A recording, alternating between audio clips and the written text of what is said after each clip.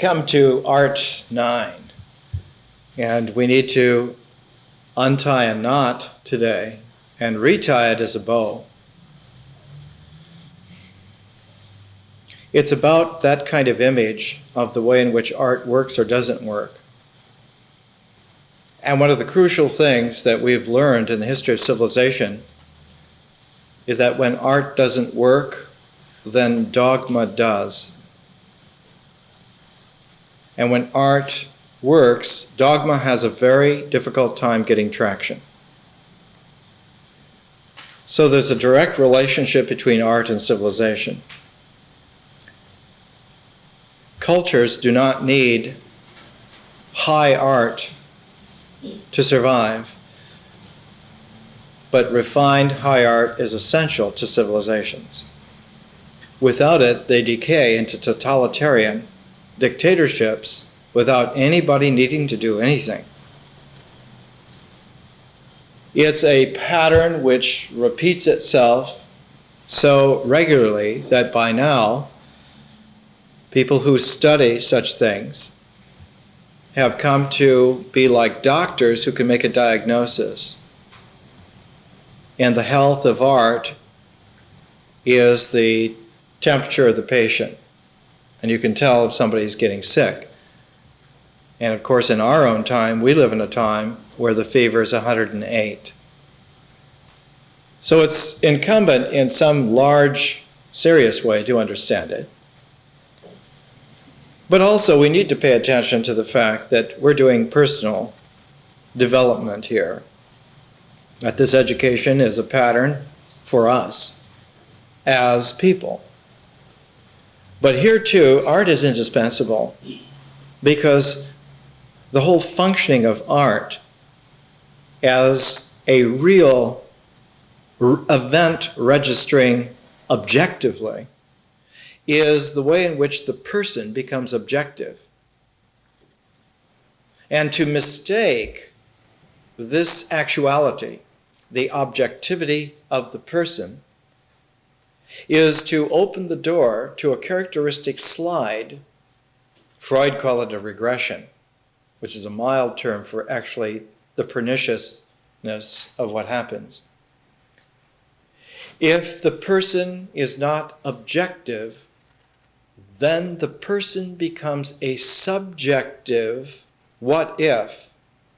And the only way to firm up the projection of the subjective what if is to firm up the dogma, the rules, the principles. And so all of the effort of intelligence goes into making sure that the rules cover everything. And you have what's known as a rule of law. There's a famous little dialogue in the film A Man for All Seasons. Robert Bolt put it in, which was a dialogue originally written by one of the protagonists of the real historical events recorded in Man for All Seasons. Sir Thomas More, later on called St. Thomas More because he was martyred. The little dialogue in the film, the son-in-law says to Paul Schofield, who's playing Sir Thomas More, "Why don't you stand up to these unjust laws and do away with this whole tyranny?" And Robert Bolt, Schofield, Sir Thomas More, St. Thomas More replies, "We must sacrifice ourselves to the rule of law, because if someone cuts down the forest of laws, no one would be able to stand up to the fierce winds that would blow." This is a misconception on a major point of human intelligence. It's a point which St. Thomas More never would have picked up or detected, whereas Sir Thomas More knew better. The point is one of allegiance to a religious ordination rather than of allegiance to personal creativity and development. The obverse of that is the great critical scam that one finds enshrined forever in its great archetypal form in John Milton's great poetic epic, Paradise Lost. The great individualist is Lucifer, and that's his sin. Whereas people like William Blake, coming later, said, Milton was of the devil's party, but he didn't really know it.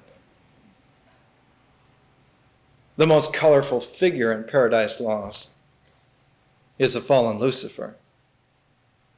And in Blake's time, he becomes a paradigm for the romantic hero who fights against the tyranny, against all odds, even knowing he is going to lose, even knowing he's going to be in exile for all eternity in pain. What is his phrase in Milton? It's better to rule in hell than to serve in heaven. I'd rather be myself, eternally damned, than to be damned subservient eternally. It's this kind of wobble, flip-flop, that makes it so difficult. And even in our time, someone as artistically individual as Igor Stravinsky was on tyranny's side without knowing it. Many times. Though the artist in him was so great, the individual creative genius was so great that he very frequently, fortunately for us, transgressed against his own better judgment. We're going to use Stravinsky. We're going to use his beautiful, very clear, controversial statements, his Poetics of Music. It's a series of lectures given at Harvard, given in the winter of 1939-1940. So he gave these lectures at a time when the Nazi war machine was just simply running over Europe. And in a way, we have to understand that many of the statements that Stravinsky is making are to disally himself with the great revolutionary power sweeping the world at that time, which was not the French Revolution or the American Revolution, but was the Third Reich. They said, we're the revolutionaries. We're changing everything for the next millennium. And if you want to get in, you better buy stock in our company because we have a monopoly on the future. So many of the things that Stravinsky will say, will write, will publish here, has to be informed by this kind of historical context. Just as we have to understand the historical context of John Milton was that he came in the 17th century in an England that was besieged by civil war, by religious turmoil, by puritanical and puritanism, all things to do with purifying the inner to the point to where the traces of ego would vanish completely. Of an ideal that held in Milton's time, that the best that Christians could do would be to return back to the primitive early Christianity. It's a great study of Puritanism called To Live Again. The way in which 17th century Puritans tried to relive the lifestyle of the earliest Christians of the first part of the first century. And what happens is that they were successful in this as individuals, but misinterpreted what it meant as a group. Because the earliest Christians indeed led very pure lives. They purified their insides down to zero. The whole development of the concept of shunyata in India does not come from India. It comes from an exposure to Hellenistic Jewish poignancy that St. Thomas brought from the Palestine of the early 1st century AD. And it registers not in classical northern India first. The idea of shunyata first comes from South India, where St. Thomas was. If one reviews the Gospel of St. Thomas, the 116 pithy quotations of Jesus, they're all directed towards being seeds that, instead of proliferating into fantastic jungles of association, are meant to collapse to a realization that has no time, no space, no registry whatsoever, a 0 point within. In effect, Mahayana Buddhism has a Christian seed, but not a Christian seed in terms of Christianity, but a Hellenistic Jewish seed, but not Judaism. All of that comes from a Pythagorean informed aesthetic. And all, not even Greek, because that comes from an ancient Egyptian notion.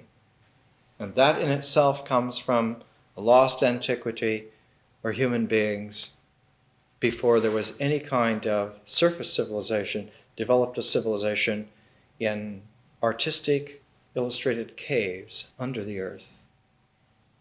If one goes to the earliest Egyptian religious focus, one goes to Abydos, not to Memphis, Cairo, Al-Fustat. And when one goes to the most ancient part of Abydos, one finds that the original 1st and 2nd dynasty Egyptians, that their place, their focus of worship was the Osirian, which was underground. Osiris is the king of the netherworld.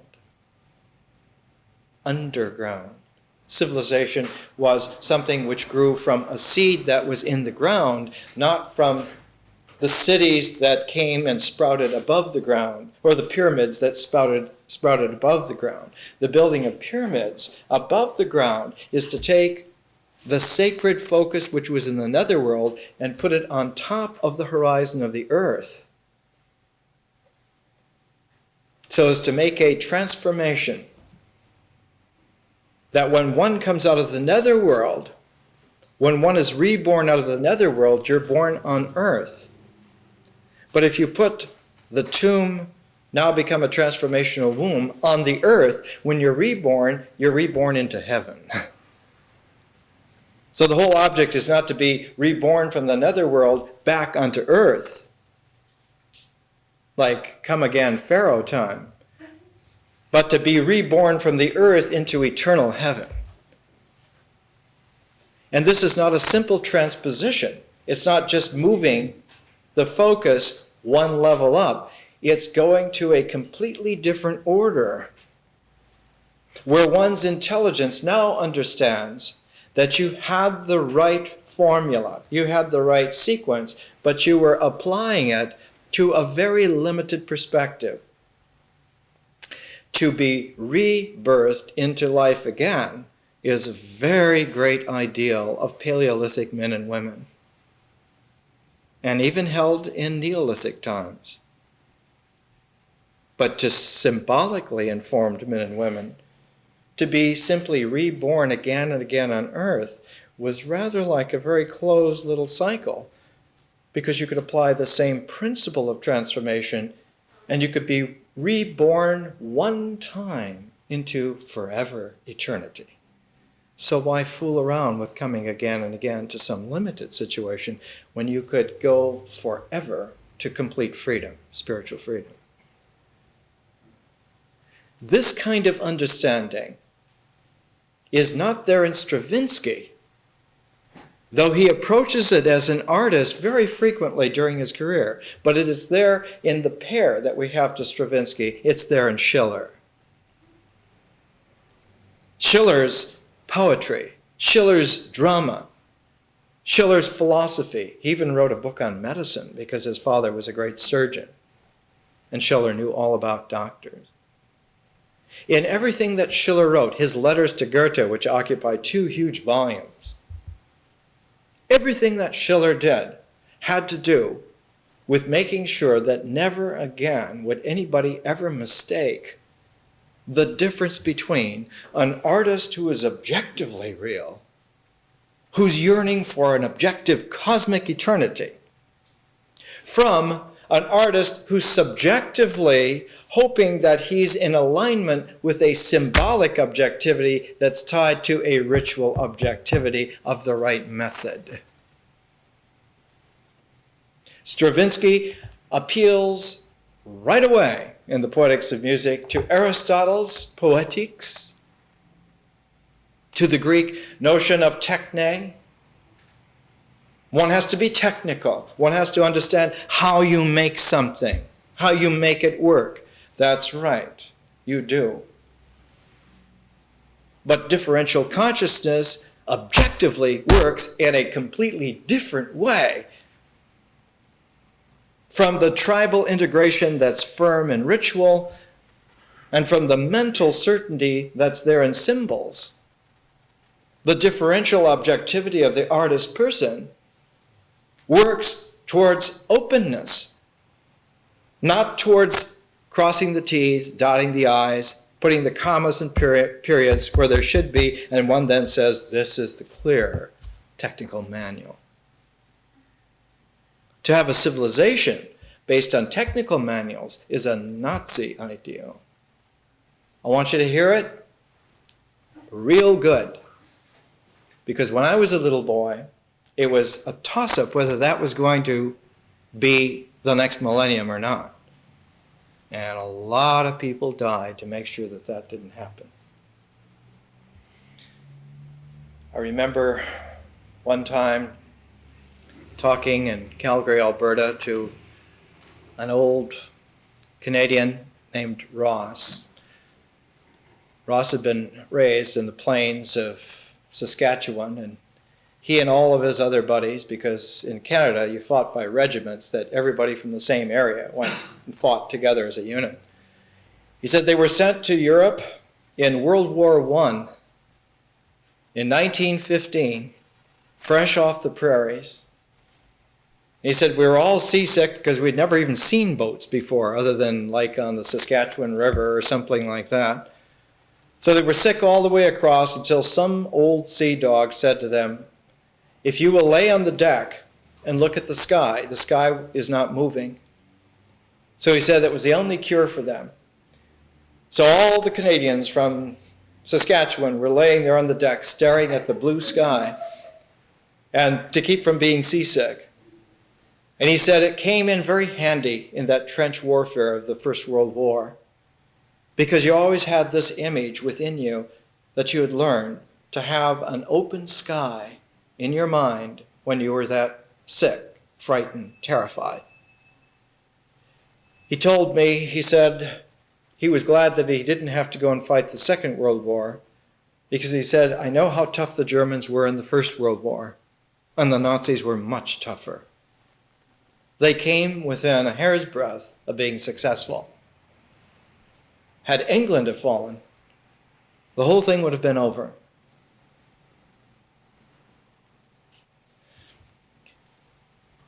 This entire complex of events and situations, dogma, doctrine, ideas, possibilities, hope, all of it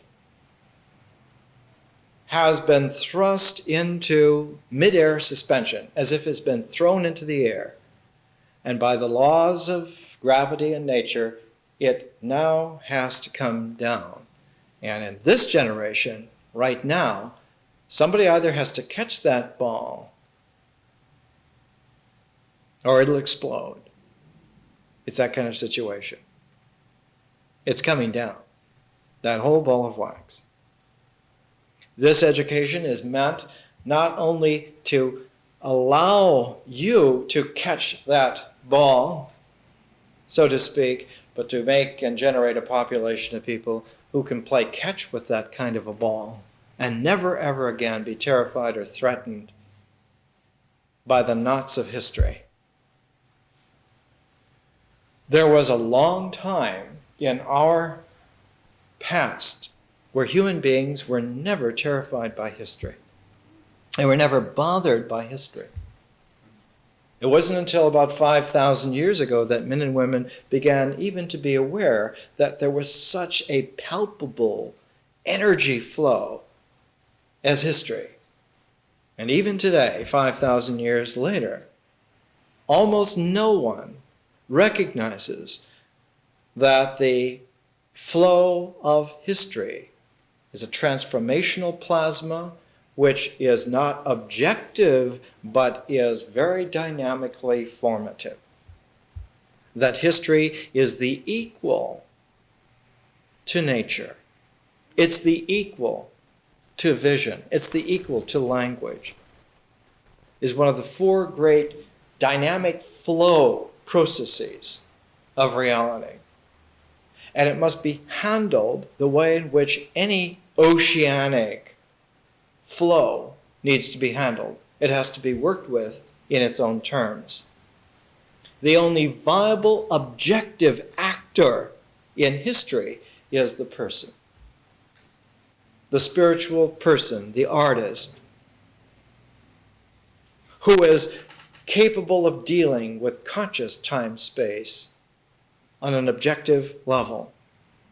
Because only on the level where conscious time-space is objectified in someone is there an actor who is free to navigate that ocean of history.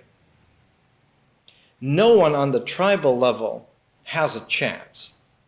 No one on the mental level has a chance. Because history is a differential process and doesn't care how you integrate. Your integration techniques are irrelevant to it. Just like your integration techniques are irrelevant to consciousness, to what used to be called magic. You can be the best spear thrower in the tribe, and you come up against a real magician, your spear isn't going to do you any good. You can be Conan the Invincible in peak form, and one skinny little aged magician can do you in. History is a much more powerful process than magic consciousness. It is titanic, and the only form that objectifies itself out of the power of the flow of history, there's only one form, one and only one, and that is the objective cosmos as a whole.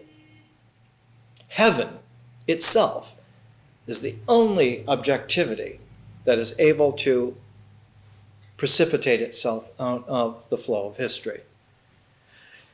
5,000 years ago, one finds long before God, long before Yahweh, long before Muhammad or anybody, even Zarathustra, one finds Ra being called the Lord of history, the Lord of millions of years, because he is able to survive. He's able to rise again, not just from another world, but he's able to rise from the acid dissolving process of history. That once one is not only born again and again, which just throws you back into history again and again. Reincarnation is a very paltry thing. Whereas eternal life is objectively real, is there. I hope it doesn't sound like a priest or preacher. It's not meant to be. Just an educator pointing out. All of these kinds of phrases and words, which have become so colloquial, which have become co-opted by dogma, which are presented again and again in contexts that are ignorant of the language and meaning, need to be recalibrated in such a way that you as a person can know exactly what it is that you're saying and mean what you say, and use words like this with precision, with accuracy. And that can be done. This education prepares you for that. That's what it's for. And it will do its stuff. We're taking Stravinsky and Schiller as a pair because in a very realistic way, Schiller and Stravinsky together form a kind of parenthesis. They form a parenthesis around the 19th century. Schiller dies in 1905. He was only 44 years old. Stravinsky was born in 1882. He's very much a 19th century fellow, as you will see. They are the parentheses, and the 19th century is characterized by the progressive dematerialization of the physical world. At the beginning of the 19th century comes this kind of certainty that facts will hold, that reality is something you can tap, and you can be damn well practical and sure. Kind of the ultimate icon of that sort of thing is the image of a Samuel Johnson with his corpulent body resting with opinions that were very certain on his chair. Whereas at the end of the 19th century, one comes across one of the most practical men who ever lived, a Scotsman named James Clerk Maxwell, who in the 1870s was working out the mathematical equations for electromagnetism.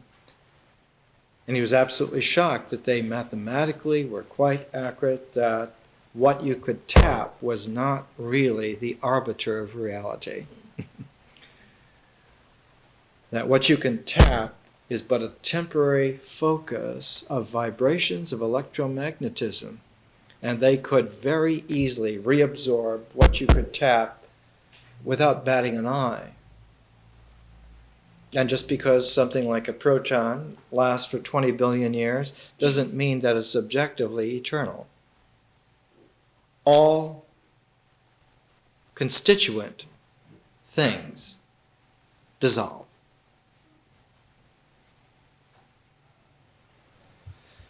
When one is looking to see the 19th century, by bookending it with Schiller and Stravinsky, one puts into perspective a massive dematerialization, but also a massive disenchantment.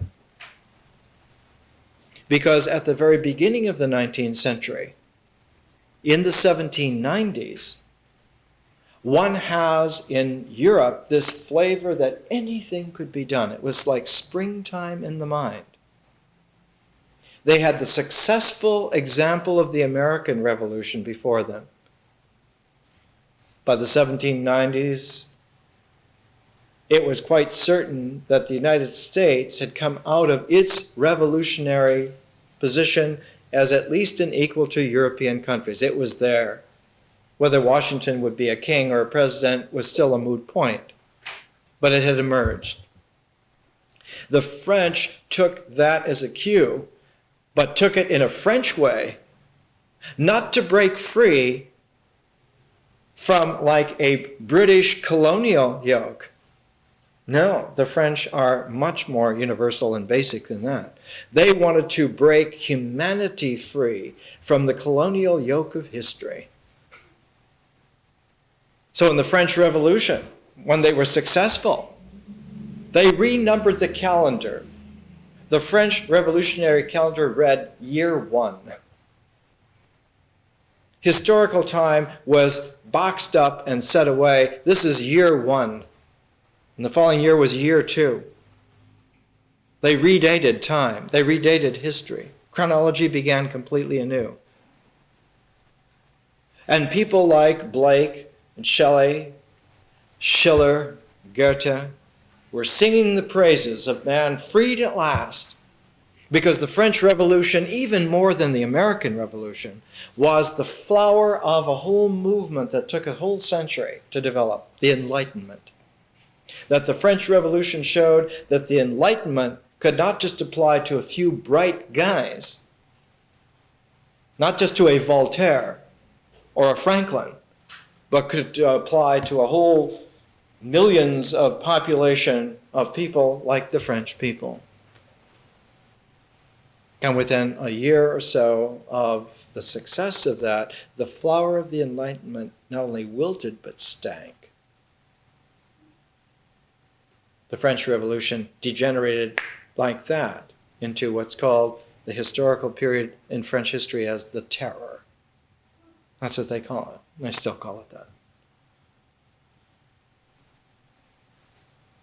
Anybody who was accused by the mob was killed. They were not just killed secretly, they were guillotined publicly. So that the women and children and men with their bread and cheese and sausages munching in the sun could watch justice pick off what was dispensable. Until they began to accuse each other. No one could knit a scarf that long to encompass that kind of madness. And people like Schiller soured, but soured in such a titanic way, because how could this happen?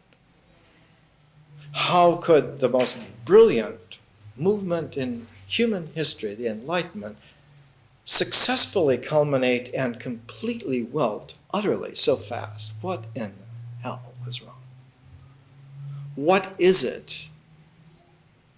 And in this turmoil of the late 1790s, early 1800s, when this was happening, Schiller put together a philosophy of civilization in a series of letters called the Aesthetic Letters, or On the Aesthetic Education of Man.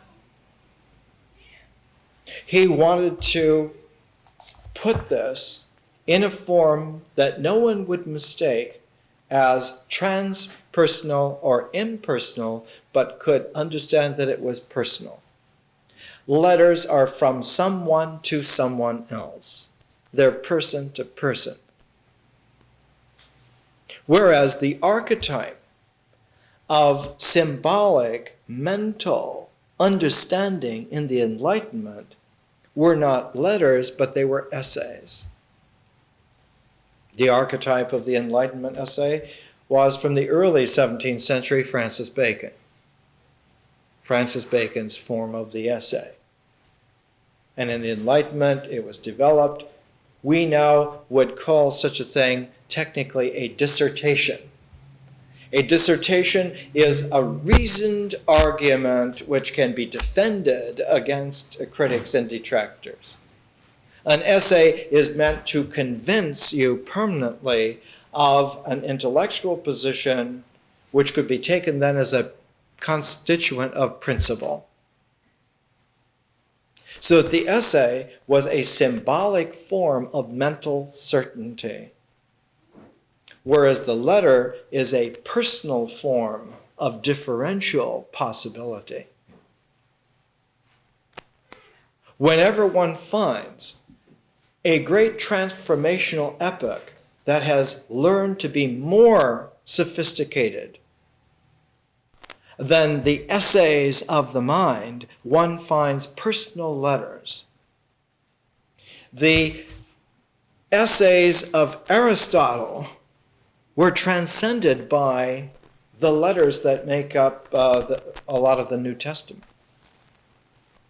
It's the personal guarantee that this objectivity works. It works in a conscious time-space. I am telling you that you can make this work in a larger realm. That one has to be able to transform beyond the mind, further than where symbols can extend, whereas the essay has all the confidence in the mind that there is. If we get our symbols right, then we have it. And it's true that the symbols are extremely important. But the point of this whole presentation today is that symbols are a fulcrum in the middle. They're not a period at the end. The Nazis think that the symbols are the last punctuation, whereas the symbols are but the invisible fulcrum upon which the whole teeter-totter must find a balance and an equilibrium. If symbols do not balance, they tyrannize. Symbols that run away with us regress us.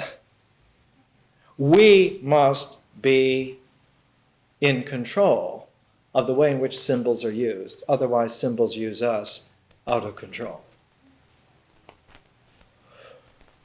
In ancient India, the swastika was a symbol of the dynamic movement of nature, of the seasons, out of which one saw that there was an unmoving pivot in the center. Whereas the Nazi swastika was a final imprimatur of the power of the state, which so much transcended your feeble capacities that you better listen up permanently, is a completely different use of the same kind of process. And yet when one looks at the Nazi swastika, you can see that it's the backwards version of the ancient Buddhist swastika. Actually goes back to Central Asia. The Buddha never claimed to be innovated. He said it's ancient, timeless wisdom. It's always rediscoverable. This quality of Schiller and Stravinsky giving us a parenthesis of a 19th century, where Schiller reaches back through the whole Enlightenment all the way back to the beginnings of it, and Stravinsky reaches forward into the 20th century. He lived into the early 1970s. Stravinsky and Schiller give us together, by bookending the 19th century, they give us the 18th and 20th century also, so that we get 300 years of formative development, which is a setting which we have had to live with. We have been born into it, we have struggled with it, and we come from a situation that so outclasses us in terror that most people seek the only solace that's available, and that is not to think about it. Don't tell me about it. Let them handle it. Well, as they say in television land of the 1950s, guess what? There's no they there. The category is vacant. It's blank. It's not occupied. When you look to see what kind of audience is there that's watching over us, the seats are empty. But so deep is the need that one sees that the seats are occupied by aliens, beneficent or not, or yogis, supposed or not, or demons or angels, depending upon your temperament. If one takes the discipline to its 0 point, if one retracts all the projective energies, and you look with that clear eye of the farmer who has just plowed the whole damn field, you can see there's not a plant growing. There's no one in the seats. There aren't even any seats there. If you're going to get to shore, you're going to have to learn to swim. And that's where an education comes in. An education is great because it shows you something that you might have forgotten, that you have an infinite capacity to learn. That whatever it is that we are, we can learn infinitely. And we can learn infinitely from scratch. We can start from a vanishing point and come back into possession of a cosmos. Is it godlike? Let's leave the like off. Let's even leave the God off. It's just provable because you yourself can do it. It was the confidence of Schiller that this was so. He was so confident he wrote a poem called A Hymn to Joy, which Beethoven set to music. It's called the Ninth Symphony. It was so certain that Stravinsky, even not wanting to be able to believe that of himself, still did it time and time again. One of the great things about art is that it is the objectivity of the spiritual person in a conscious time-space who can reach out and make the stars dance into a cosmos. To the apes, the stars are just a part of the wallpaper of the world. But to an artist who can see the constellations and the patterns, one can learn to pick out even something so refined as a point of light almost out of physical eyesight in a group of stars called Ursa Minoris, the little bear, and the least bright star in the little bear, Zeta Ursa Minoris, has a planetary system, which was just discovered last month. To know that is a freedom. Not only will no ape ever know that, they'll never believe it even if you could tell them. And apes are much closer to the tribal level than we are. Let's take a break.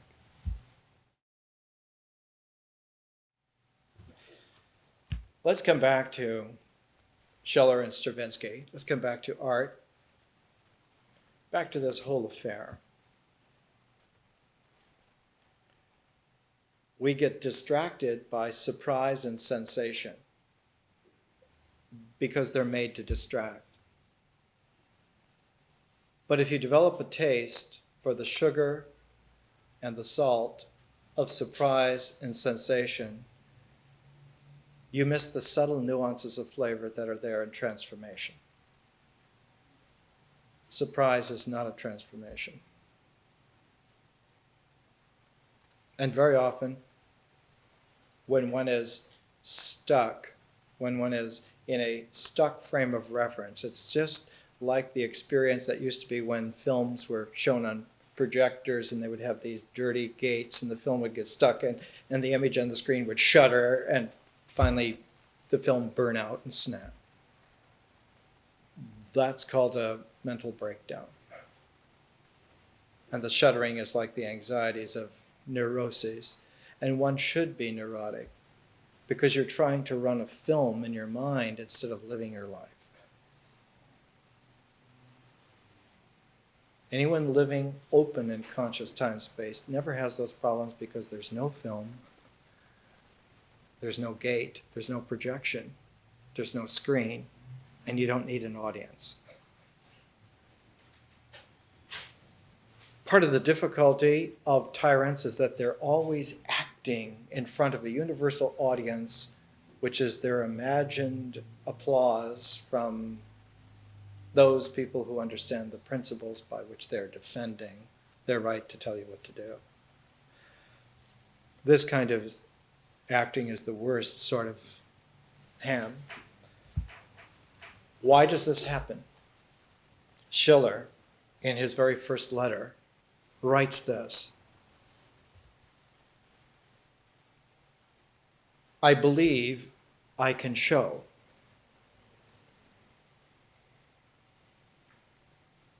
Once divested of their technical form, they stand revealed as the immemorial pronouncements of common reason and of data, as data of that moral instinct which nature in her wisdom appointed man's guardian until, through the enlightenment of his understanding, he should have arrived at years of discretion. But it is precisely this technical form whereby truth is made manifest to the intellect, which veils it again from our feeling. For alas, intellect must first destroy the object of inner sense if it would make it its own. Like the analytical chemist, The philosopher can only discover how things are combined by analyzing them, only lay bare the workings of spontaneous nature by subjecting them to the torment of his own techniques. In order to lay hold of the fleeting phenomena, he must first bind it in the fetters of rule, tear at its fair body to pieces by reducing it to concepts, and preserve its living spirit in a sorry skeleton of words.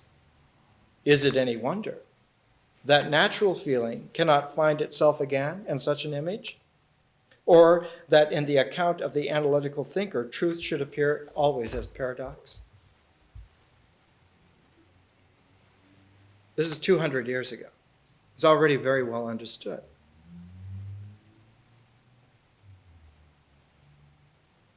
As long as one confuses integration and differentiation, those two modes together, it's like mixing matter and antimatter. If they would come into contact, they would mutually cancel each other out by a huge explosion. End of all existence. So they never touch, so they always displace each other. So that one's complete sense of reality always has a quality of balance, which to the naive or the childlike first approaching it, it seems ironic or peculiar or odd. And as one gets more acquaintance with it, it seems paradoxical or peculiar or metaphorical. And only after a while, when you get used to the amplitude of reality, that you settle down and you live very comfortably. It's not that they ever reconcile as coming together as one integral lump. That's a very poor therapy. It's a very poor inner helper who's an integral focus exclusively of everything. One never experiences the differential mode at all. For when the differential mode comes into play, it exchanges that kind of synthesizing quality which the integral naturally has. Only when the differential consciousness comes into play, its synthesis is not to reduce down, but to open out. The term synthesis not only means that you bring two things together, like in a Hegelian thesis, antithesis, synthesis. It's not only that you bring together, but you can synthesize in making variants indefinitely of something. So that a great artist, like let's take Johann Brahms. Brahms takes a theme from Joseph Haydn, and he makes variations on a theme of Haydn. And one can listen to Haydn and appreciate Haydn, and one can listen to Brahms' variations of him, and you do not hear Haydn, you hear Brahms, but you can appreciate that also. And had he wanted to go on, Brahms could have made infinite variations. The differential consciousness of the artist is free. He, she lives in freedom. Freedom is not a hopeful principle by which you live. It's one of the dimensions of the real by which you actually do live. Freedom is a constituent dimensionality of the human person. And to the extent that that's compromised, what is it compromised by? Not by other people's freedom. Your freedom is not compromised by other people's freedom, when one really understands that. Freedom has nothing to do with freedom of choice. One is given a series of multiple choices and you choose one. Well, and if somebody chose something else on the list, therefore there's a conflict. There's a complete, total, utter misunderstanding. Freedom is a differential resonance. And everyone's freedom in differential resonance has a proportional quality that's characteristic of melodic harmony. To use for a moment musical language. So that even when somebody like Stravinsky is talking about the importance of dogma, setting principles, which are limitations, he never forgets the first quality of music is the melody, the melodic line. And after the tremendous accolades of Stravinsky, The Rite of Spring, Petrushka, The Firebird, revolutionary, Stravinsky takes great pains to point out, no, I'm not a revolutionary. Innovation is not in revolution. But innovation is in developing the melodic line, and then he says, of a dogma. Students at Harvard didn't want to hear it. He's repeated it. Here's how he speaks of it, and the culmination of it is a composition known as Mavra. It's an opera. Here's how Stravinsky begins. He says it's a great honor to occupy the Charles Eliot Norton Chair of Poetics. It had been occupied by people like E.E. Cummings, who delivered a series of 6 lectures there that you can still find in print, which are just a jewel. Cummings was the kind of poet who was just masterful at the differential consciousness. He wrote a fantastic poetic novel called The Enormous Room, about how an artist lives in a universe that is so vast that no one can find the walls. And how in this enormous vast room there are always adversaries who want to interrogate you. And how the best way to respond to such interrogation is to claim that you're not who they think you are. They have the wrong person. Aren't you so-and-so? Well, yes, I was known as that occasionally. Don't you live so-and-so? Yes, I've lived there among other places, etc. When critics said, well, we don't understand Mr. Cummings' Enormous Room, then he wrote an epic stream of consciousness novel called Amy, which is Greek for I am, which outdoes Finnegan's Wake by light years. It's no longer in print because no one could read it, including the university critics who make a living writing commentaries on things like Finnegan's Wake, whereas Amy by E.E. Cummings blows it out. Who do you think I am? And when? And why? And let's have fun tossing that around, because I hold the same view of you. And it's just as wrong, isn't it? It's like that. So Stravinsky found himself in the company of people like E.E. Cummings occupying this chair of poetry. And he talks about them. And he's not really an academic, but what he wants to talk about is musical poetics and how poetics, the very term, comes from the Greek. He says it's from the Greek poiein, which means to make, to do, to make. Actually, his Greek is a little impaired. The correct term is poiesis rather than poiein. And poiesis is not only to make, but it's to create. He's trying to sidestep the whole issue of creativity here. He's trying to found it on making, on a doing. And that's fine, because that's how Aristotle founds it too. And Stravinsky follows Aristotle. And it's very easy to follow Aristotle and confuse the way in which mystical differential consciousness creates something new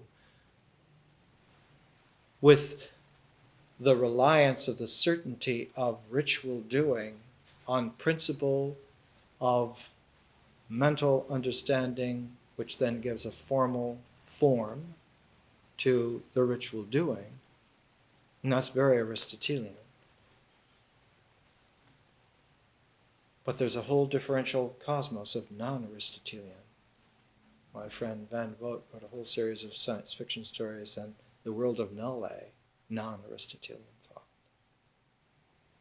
Why is it that Aristotle's formal, principled control of doing gets so easily confused with the spiritual, transcendent, mystical creation of differential persons? The reason why, and it was never confused in classical antiquity, never. The reason is that after the fall of the civilization of classical antiquity,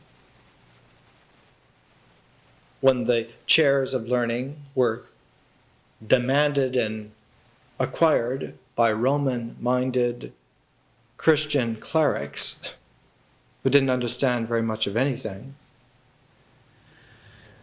they forgot the integrity of writings to maintain their form, and they confused some pages of Aristotle with some pages of Plotinus. Can you imagine confusing pages from Plotinus with pages of Aristotle? And they mixed them together in the 6th century AD, and they said, well, this is a treatise called Isagoge, and it was the foundation of medieval classical high learning. So they mixed the differential consciousness of Plotinus with the analytical formalism of Aristotle together in one manuscript, which they said, this is the law, this is the principle, this is what the ancients said. And so the confusion lasted all the way until 1997. No way. They don't mix.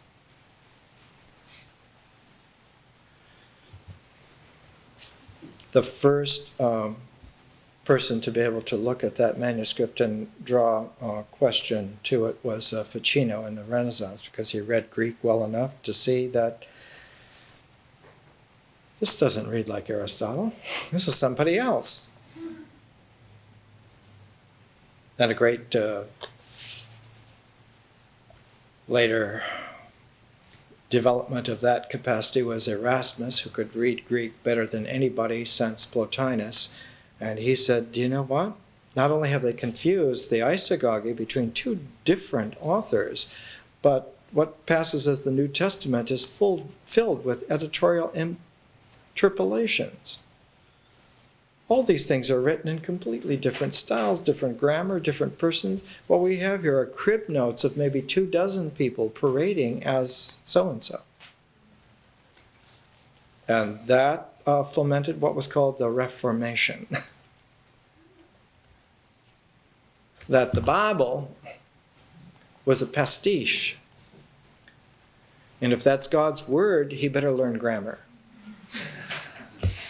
You get that? That was 500 years ago. What I'm saying to you is something that Ficino or Erasmus or even Plotinus would have said to you were they in this position. The whole civilization that we inhabit is a pastiche that never had a basis in reality. Nothing in this culture, civilization, or personality is real. It is all made up. It is all provisional. It's all scotch taped together. It's a pastiche from beginning, middle, and end. So what that we have to start from scratch? It's better to start from scratch and have something that's real rather than go around with masks that are for festivals that never happened in the first place, never in antiquity. Why is the world in the condition that it's in? Because no one is real. Not only are the seats empty for the audience, but the stage is empty of anyone doing anything for real. Why have human beings not been to the moon for 25 years when they could go there 25 years ago? There's no one there because there's no reality. There's no one there to go there. That's why. Why did no Soviets ever go to the moon? Because the Soviets were such a made-up, false pastiche of so-called civilization that it had no basis in reality whatsoever. You can orbit the Earth with a pastiche, but you can't leave it and go anywhere. It's the universal principle. One of the old-fashioned, forgotten phrases of magical wisdom is that everything sublunary belongs to the world. That everything superlunary belongs to God. The chief don't brook no impostors. That's very bad grammar, very good sense. Stravinsky, occupying the chair of poetics at Harvard, is trying to impress the students at Harvard in a time when the Nazis were taking over the world that you can't just wing it in art. And so he goes overboard about being formulaic. The formulaic quality, he says here, to bring order out of chaos, to extricate the straight line of our operation from the tangle of possibilities, from the indecision of vague thoughts, presupposes the necessary of some sort of dogmatism.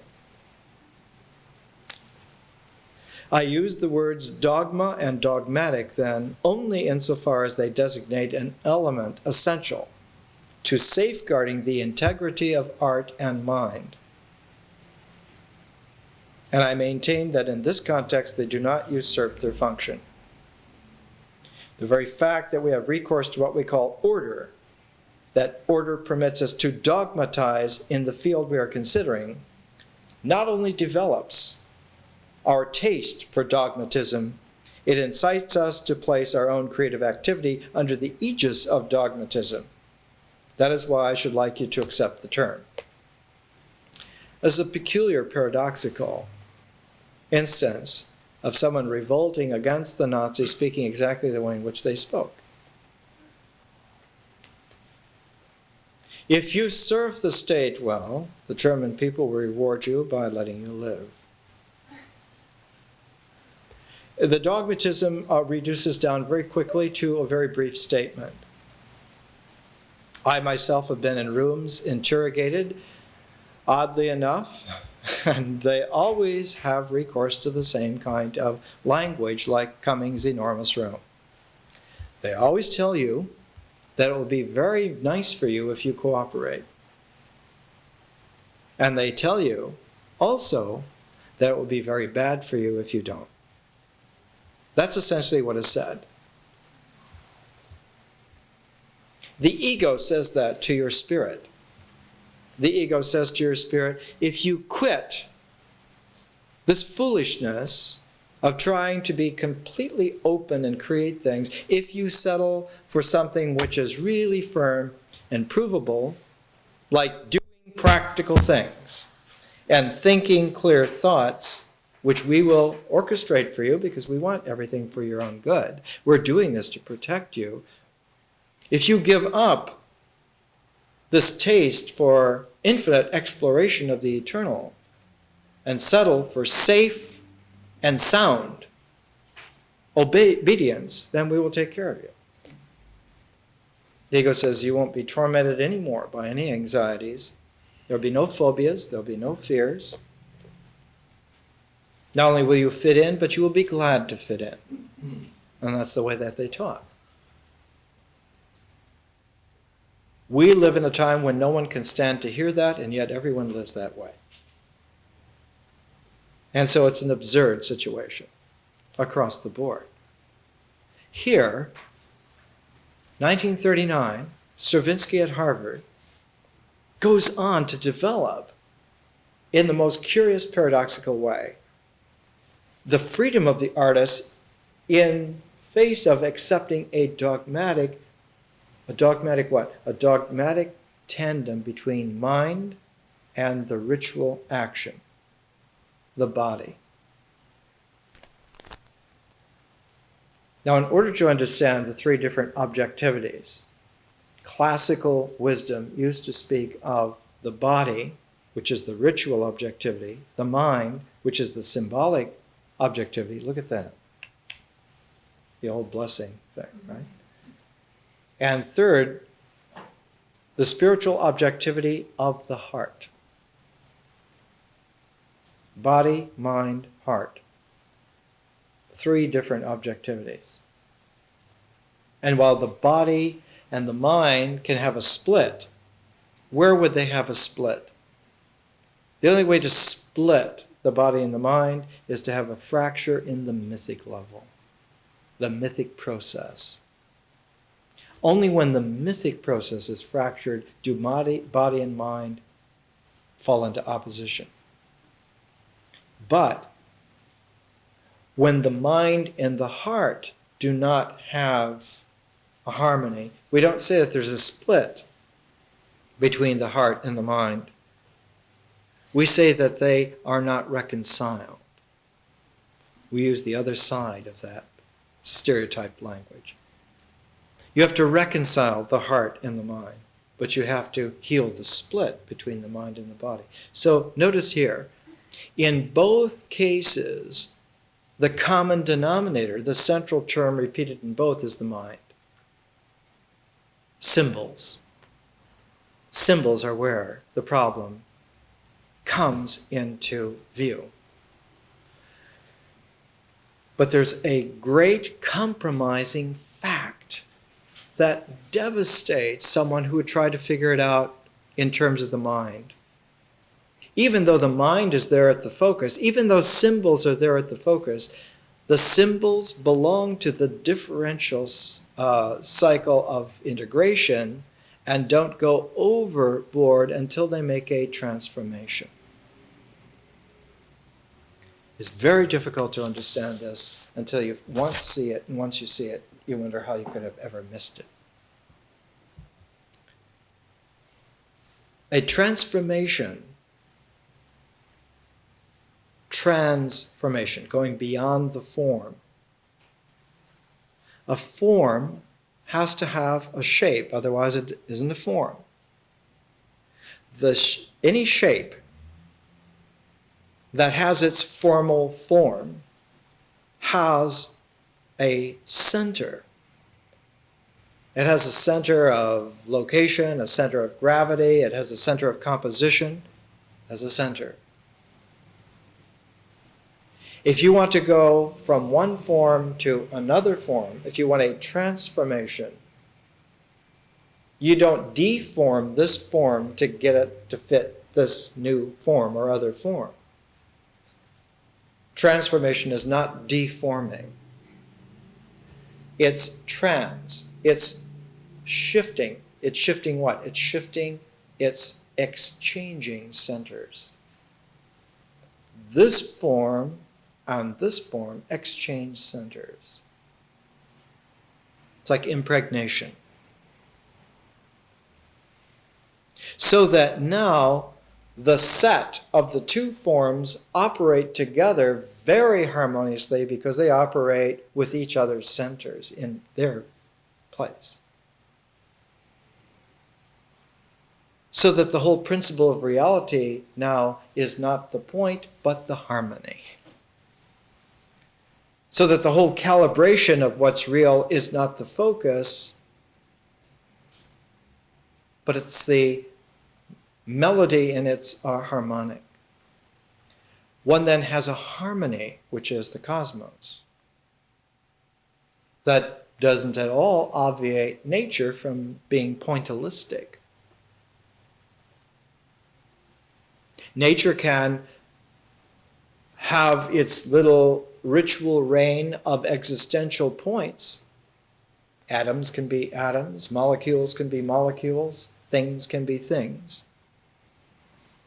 So that existential pointillism still is free to happen out of the incessant movement of nature. But just as nature is an incessant movement, a matrix of change always, the cosmos is a real thing.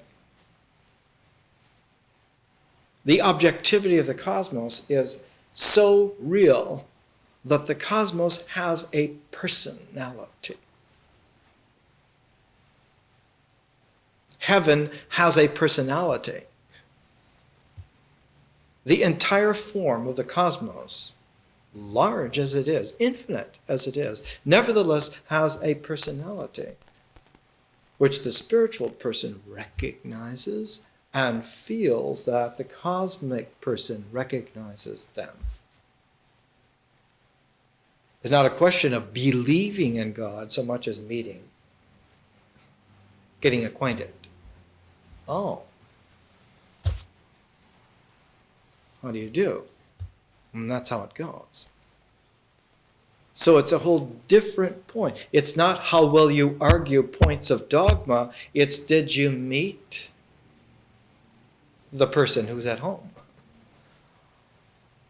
It's a whole different ecology of understanding. It has a completely different readout then, and the calibration of what makes good sense suddenly has a different configuration. But a configuration which is very familiar to us, because it's a configuration that's there when the baby first smiles at the mother. The baby can't draw a portrait of the mother, but the baby in the bassinet knows its mother. There's no mistake whatsoever. Anybody else comes to tickle the feet, powder the butt, chuck the chin, the smile is a little different. The mother is there, hiya, in whatever way that baby can say it. And then later on, when they can talk, they never confuse their mother with somebody else. Her. That's the same way with the divine. There's no confusion whatsoever. It's like waking up to that person who makes reality happen. Right there. You don't have to worry about whether you got the arguments of the scholastic dogma straight at all. They're irrelevant. They don't make any difference at all. Even somebody who's completely wrong, it's even kind of funny because being completely wrong, they're closer to the truth. Because they have so many opportunities to realize how stupid they are that the chances are very good that in the next hour that they're going to say, geez, that's not quite right, is it? And then you have the good graciousness to say, well, I don't know, what do you think? It's like that kind of a thing. There's a quality, and Stravinsky gets very close to it because he's a very great artist. Is a tremendous artist.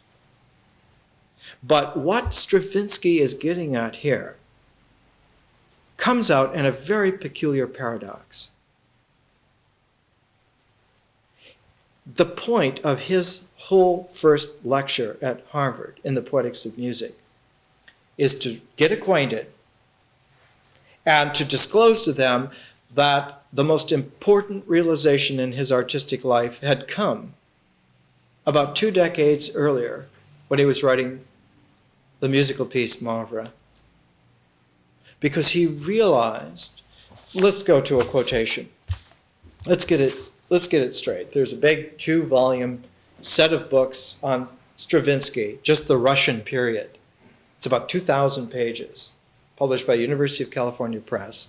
And on page 1584 comes this really brilliant little assessment of what we could call a crux in the paradox of Stravinsky. It's headlined in the book in capital letters, Bringing Things Full Circle, : what was anti-modernism?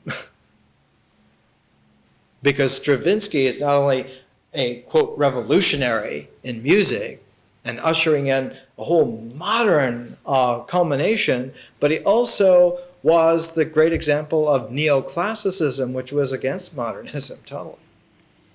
So he's both and, which is one of the great peculiarities of Stravinsky. You wouldn't think that such a little physical form could hold so much energy because he was embodying a dichotomy. He was a very good Catholic.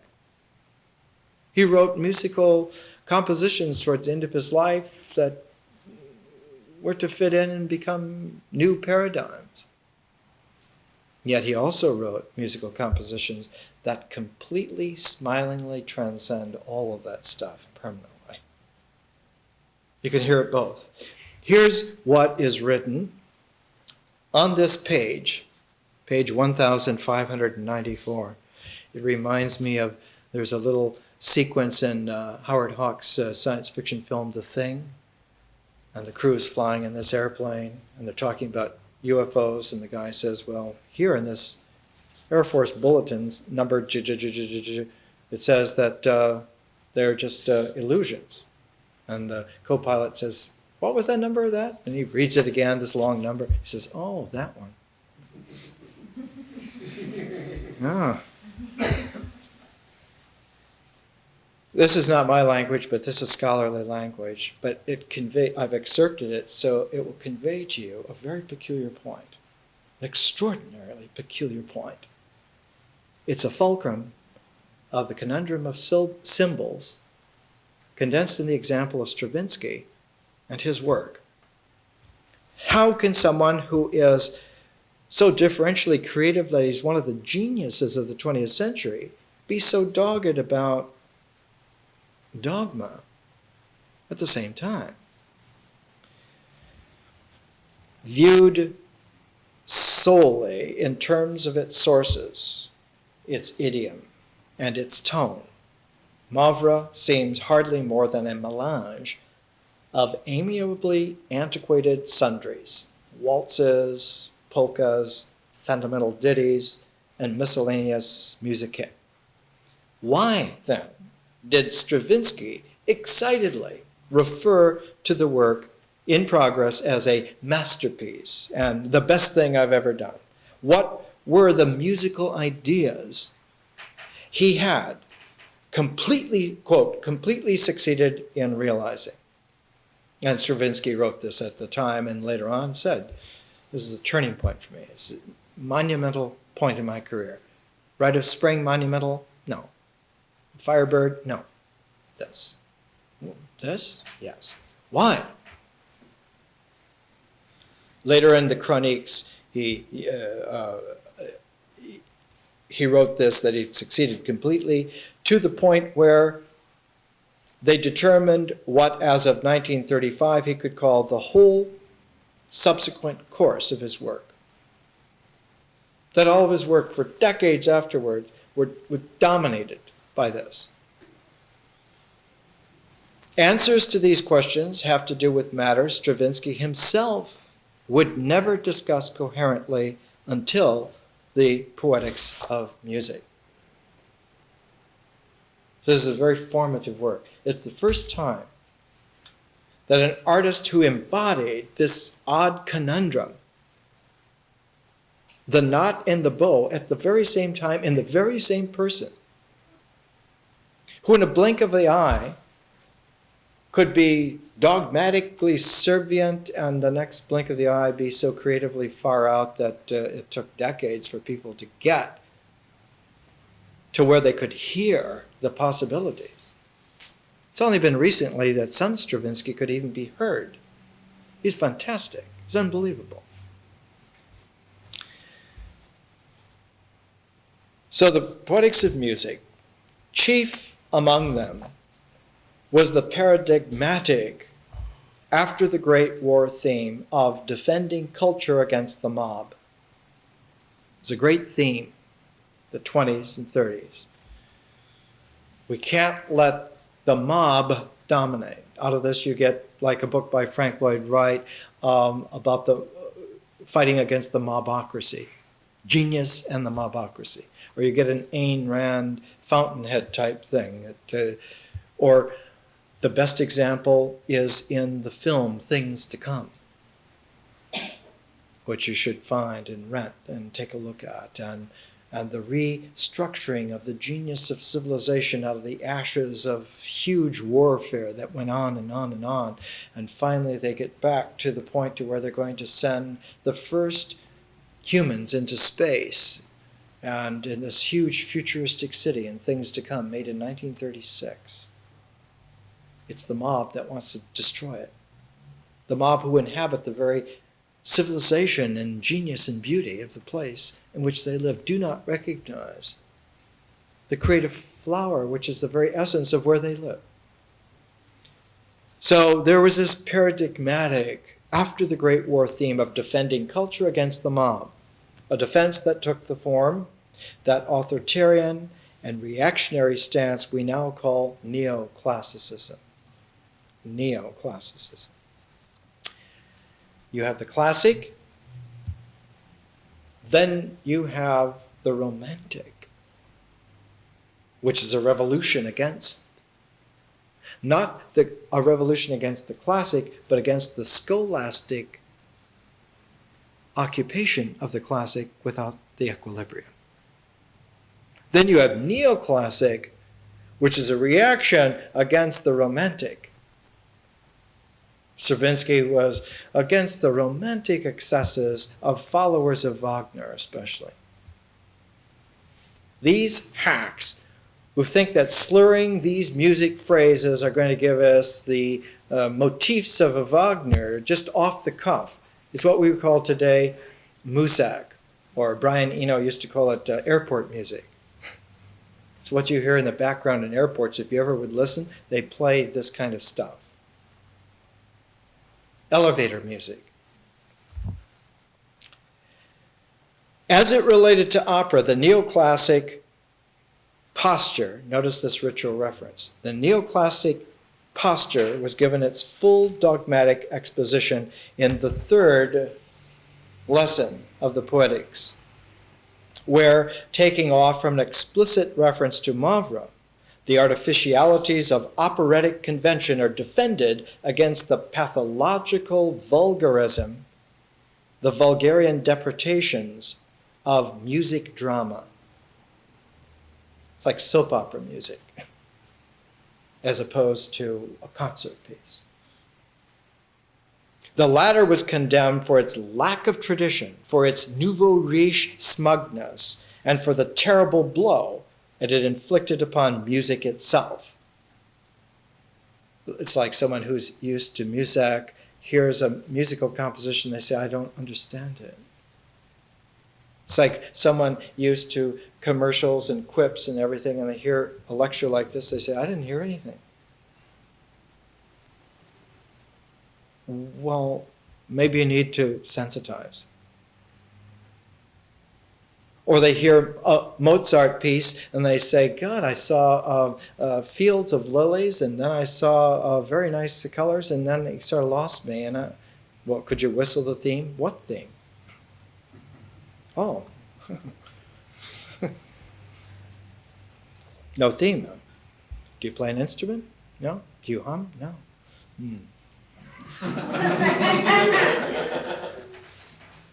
That's a double entendre, right? Do you hum? So in the aftermath of the Wagnerian miasma, could no longer be accepted without shame because it was purely sensual delight. Incidentally, the erotic gets smulched in here as being very bad because it smudges up the clarity of the dogma, which it should do, and does in fact do.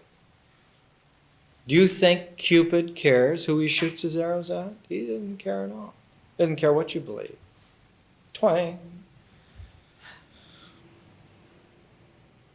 In the second lesson, meanwhile, Stravinsky had expounded a rigorous definition of melody.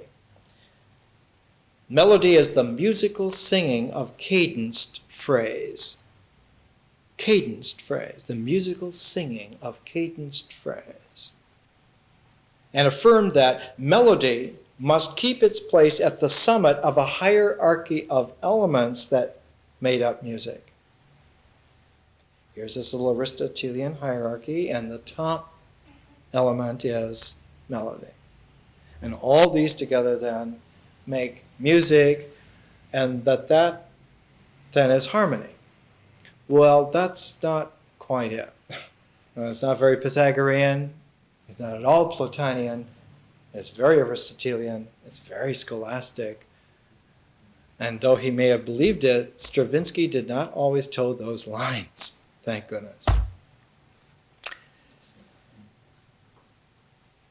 This was the breakthrough that he had achieved in Mavra, the rediscovery of cadenced phrase after years spent building impressive structures out of open-ended qualities. Stravinsky was very good at building compositions out of open-ended. The author uses the Russian phrase popevki. Popevki.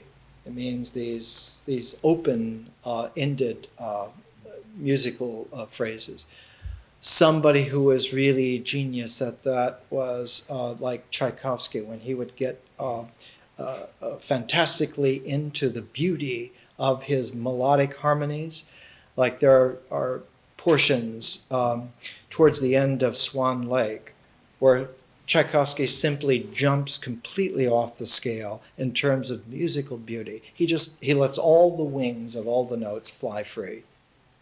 And you get this crescendo of a ballet that, were it be able to be staged, would have to be staged in a zero gravity environment. No dancers could pirouette as beautifully freely as long as there was any gravity whatsoever. The music simply becomes celestial. There are times when a triple pirouette is clumsy next to the music that is there. The rising of feeling that dwarfs even the kind of Wagnerian phrasing that was preferred at that time by musical beauty. Stravinsky was masterful at this kind of melodic beauty. One example, his ballets Apollo and Orpheus use a cadenced phrasing in an off-the-scale Tchaikovsky kind of way. Don't pay any attention to what he says, listen to what he composes. And if you listen, this has Odilon Redon's cover on it of The Chariot of the Sun. It's a very good recording. And as soon as you hear the opening bars, I think Apollo is the initial ballet, the opening bars of the Apollo ballet give you the cadenced phrasing that will be used through the entire piece. But the melodic way in which Stravinsky uses it weans itself not only away from ritual, but finally weans the mind away from being dependent upon ritual, and the mind goes to the next objective character in the universe, in the cosmos, and that is the differential consciousness of the artist person. So that the listener becomes an artist because they hear musically what is before them. It's a freeing event.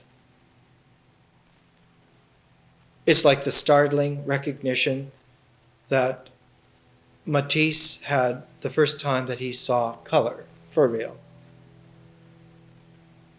He said once he saw what color really was, that he couldn't be anything but an artist. That was it. His business career was finished because he had seen color for what it really is. He had seen it. And he felt that color, when it's really seen, is the gorgeousness of the spiritual person.